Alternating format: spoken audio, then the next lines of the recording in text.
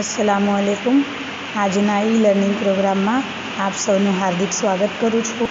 ધોરણ 12 વિષય અર્થશાસ્ત્ર વિદ્યાર્થી મિત્રો, આપણું ચોથું ચેપ્ટર બેન્કિંગ અને નાણાકીય નીતિ એના વિશે આપણે સમજૂતી મેળવી રહ્યા છીએ।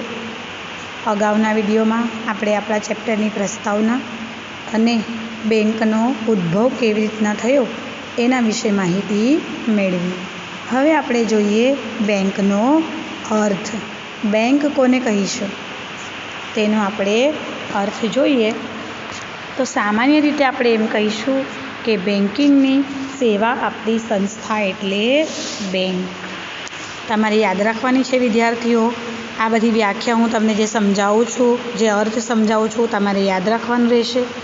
તો બેન્કિંગની સેવા આપતી સંસ્થા એટલે બેંક, એટલે કે માંગવામાં આવે એટલે નાણાં પરત કરવાની શરતે ધિરાણ કરવાના હેતુથી બચતો એકત્રિત કરતી સંસ્થાને બેંક કહે છે।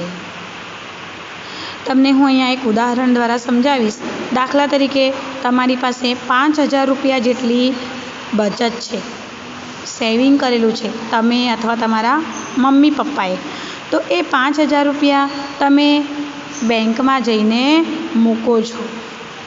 તો તમે જે બેંકમાં મૂક્યું એને કહીશું થાપણ, કે તમારી થાપણ બેંકે સ્વીકારી, અને તમને જ્યારે જોઈએ ત્યારે બેંક તમને પાછી આપશે। શું આપશે? જે 5,000 રૂપિયા તમે થાપણ તરીકે બેંકમાં મૂકી છે। તો આમ કે માંગવામાં આવે એટલે નાણાં પરત કરવાની શરતે। હવે જે 5,000 રૂપિયા બેંકે થાપણ તરીકે સ્વીકાર્યા છે તે જે કોઈ અન્ય વ્યક્તિ છે કે એને ધિરાણની જરૂર છે, એને પૈસાની જરૂર છે, તો એ બેંક પાસેથી જે લોન પેટે તમારા 5,000 રૂપિયામાંથી જો 4,000 રૂપિયા બેંક તેને આપે તો એ શું થયું? બેંકે અન્ય વ્યક્તિને ધિરાણ કર્યું। એટલે ધિરાણ કરવાના હેતુથી બચતો એકત્રિત કરતી સંસ્થા, તમારા 5,000 રૂપિયા જે બચત રૂપે હતા તમે એને બેંકમાં મૂક્યા। સમજાયું કે આવી રીતના કે માંગવામાં આવે એટલે નાણાં પરત કરવાની શરતે ધિરાણ કરવાના હેતુથી બચતો એકત્રિત કરતી સંસ્થા એટલે બેંક। આગળ આપણે જોઈએ બીજી વ્યાખ્યા કે બેંક એટલે નફાના હેતુથી કાર્ય કરતી એવી ધંધાકીય સંસ્થા જે પ્રજાની બચતોને થાપણો તરીકે સ્વીકારે, તેના બદલામાં વ્યાજ આપે છે, થાપણો સાચવે, વળી તે થાપણોમાંથી જે લોકોને જરૂર હોય તેમને ધિરાણ આપે અને ધિરાણ સામે વ્યાજ વસૂલ કરે તથા અતિરિક્ત નાણાંનું દેશના વિકાસ માટે વિવિધ ક્ષેત્રોમાં રોકાણ પણ કરે છે। ફરીથી આ વ્યાખ્યા તમારે વાંચી જવાની છે વિદ્યાર્થીઓ। આ વ્યાખ્યા હું તમને ફરીથી સમજાવું છું। એટલે બેંક શું છે? નફાના હેતુથી કાર્ય કરે છે, ધંધાદારી સંસ્થા છે, ધંધાદારી સંસ્થા છે। એ શું કરે છે? પ્રજાની જે બચતો છે, તમને મેં એક્ઝામ્પલ આપ્યું કે તમારી જે 5,000 રૂપિયાની બચત હતી બેંકે એને સ્વીકારી, એ શું થયું? થાપણો સ્વીકારી, અને બદલામાં 5,000 રૂપિયા પર વ્યાજ બેંક ચૂકવે છે અને થાપણો સાચવે છે। તમારી જે 5,000 રૂપિયા થાપણ તરીકે જે બેંક પાસે તમે મૂક્યા હતા, બેંક એને સાચવશે અને એ થાપણોમાંથી જે લોકોને કે જો અન્ય વ્યક્તિ છે એને નાણાંની જરૂર છે એને ધિરાણ આપે છે અને ધિરાણ સામે શું કરશે? વ્યાજ વસૂલશે। એટલે જેની પાસેથી થાપણો સ્વીકારે છે એને વ્યાજ ચૂકવે છે, અને જેને ધિરાણ આપે છે એટલે જેને લોન આપે છે, ટૂંકી ભાષામાં કહું, સાદી ભાષામાં કહું તો જેને ધિરાણ આપે છે, જેને પૈસા બેંક આપે છે એની સામે શું કરશે? વ્યાજ વસૂલશે અને અતિરિક્ત એટલે વધારાના નાણાંનું, તમને મેં એક્ઝામ્પલ આપ્યું કે 5,000માંથી 4,000 એ શું કરે છે? ધિરાણ જો આપે, અને 1,000 રૂપિયો જે વધારાનું એ અતિરિક્ત એટલે જે બચેલું નાણું છે, વધારાના નાણાંનું એ દેશના વિકાસ માટે વિવિધ ક્ષેત્રોમાં રોકાણ પણ કરે છે। કે વિવિધ જે ક્ષેત્રો છે દેશના વિકાસ માટે વિવિધ ક્ષેત્રોમાં બેંક જે વધારાના 1000 રૂપિયા બચ્યા એનું શું કરશે? રોકાણ કરશે, ઇન્વેસ્ટમેન્ટ કરશે. સમજાયું? તો ટૂંકમાં આપણે એમ કહીએ કે અર્થતંત્રમાં બેંકો દ્વારા નાણાંની હેરફેર, એને શું કહીશું? નાણાંનું મોબિલાઇઝેશન. નાણાંની હેરફેર, નાણાંનું મોબિલાઇઝેશન થાય છે. નાણું પડી રહે એટલે કે તેને એક પ્રવૃત્તિમાંથી બીજી પ્રવૃત્તિમાં સતત હેરફેર થતી ન રહે તો નાણાંના પડી રહેલા જથ્થાનું મૂલ્ય ભવિષ્યના ગાળામાં ઓછું થતું જાય છે. કે ધારો કે તમારી પાસે 10,000 રૂપિયા છે તો તમે એને એમને એમ પડી રાખશો તો આગળ જતાં, સમય જતાં એનું મૂલ્ય ઓછું થતું જાય છે. પણ જો એ જ 10,000 રૂપિયાનું તમે કોઈ મેન્યુફેક્ચરિંગ ક્ષેત્રે રોકાણ કરો તો તમને શું થશે? નફો થશે. તમે કોઈ ઉત્પાદન ક્ષેત્રે રોકાણ કરો, તમને વધારાની 10,000માંથી વધારાની આવક મળશે. તો આમ કે ફરતા નાણાંનું મૂલ્ય વધતું રહે છે. સમજાયું? તો આ હતો આપણા બેંકનો અર્થ કે બેંક કોને કહીએ.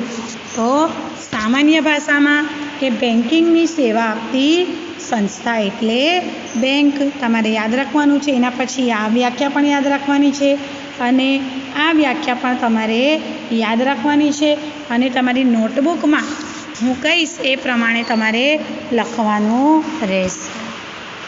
હવે આપણે જોઈએ બેંકોનું વર્ગીકરણ અથવા તો બેંકના મુખ્ય પ્રકારો. Classification of banks. બેંકના પ્રકારો અથવા બેંકોનું વર્ગીકરણ. તો સામાન્ય રીતે 2 પ્રકારની બેંક હોય છે.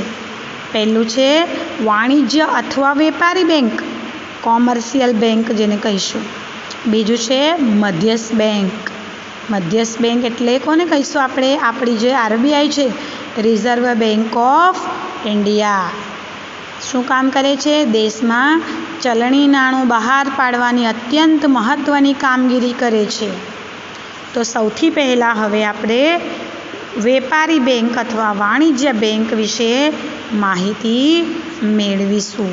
Commercial bank.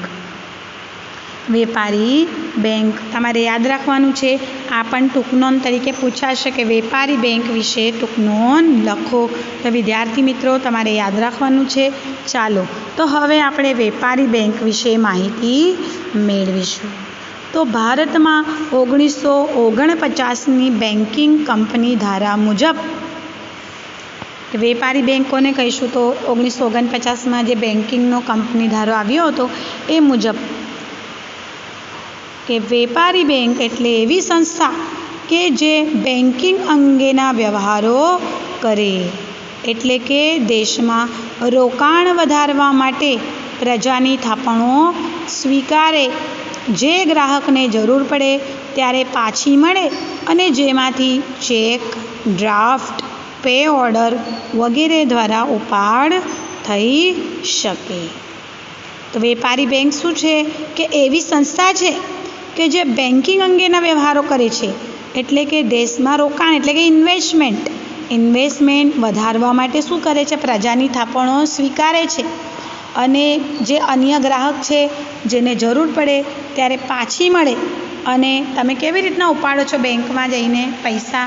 Pay slip, pay order દ્વારા અથવા ચેક દ્વારા અથવા તો ડ્રાફ્ટ વગેરે દ્વારા ઉપાડ કરી શકો છો. અંગ્રેજીમાં આ વ્યાખ્યા કહું તો commercial bank is one which transacts the business of banking, that is accepting deposits from the people for the purpose of lending or investment, repayable on demand or otherwise, and withdrawable by check, draft, order or otherwise. તો ટૂંકમાં આપણે એમ કહીએ કે વેપારી bank એ શું છે? ધંધાદારી એકમ છે. વેપારી બેંક શું છે? ધંધાદારી એકમ છે અને નફા માટે કાર્ય કરે છે. પ્રજા પોતાની બચતો આવી બેંકોમાં જમા કરાવે છે, જેને બેંક થાપણોના સ્વરૂપમાં સાચવે છે અને તે થાપણો બેંક અન્ય કાર્યોમાં રોકે છે. એક રીતે બેંક પ્રજાના પૈસા અન્ય આર્થિક પ્રવૃત્તિઓમાં વાપરે છે અને તેથી પ્રજાને શું આપે છે? બદલામાં વ્યાજ આપે છે, વ્યાજ ચૂકવે છે. શેના પર? થાપણો પર. થાપણોનું બેંક કોઈ ક્ષેત્રોમાં રોકાણ કરી શકે. કયા કયા ક્ષેત્રોમાં? દાખલા તરીકે ખેતી કે ઉદ્યોગના વિકાસ માટેના કાર્યક્રમોમાં. દાખલા તરીકે ICICI બેંક છે અથવા તો HDFC બેંક છે અથવા તો બેંક ઓફ ઇન્ડિયા, તો તમે બેંકની અંદર 10,000 રૂપિયા કે 50,000 રૂપિયા મૂક્યા છે, એટલે કે થાપણ તરીકે મૂક્યા. તો આ જે અલગ અલગ બેંકોના મેં તમને જે નામ કીધા, તો આ બેંકો તમારા 50,000માંથી 20,000 રૂપિયા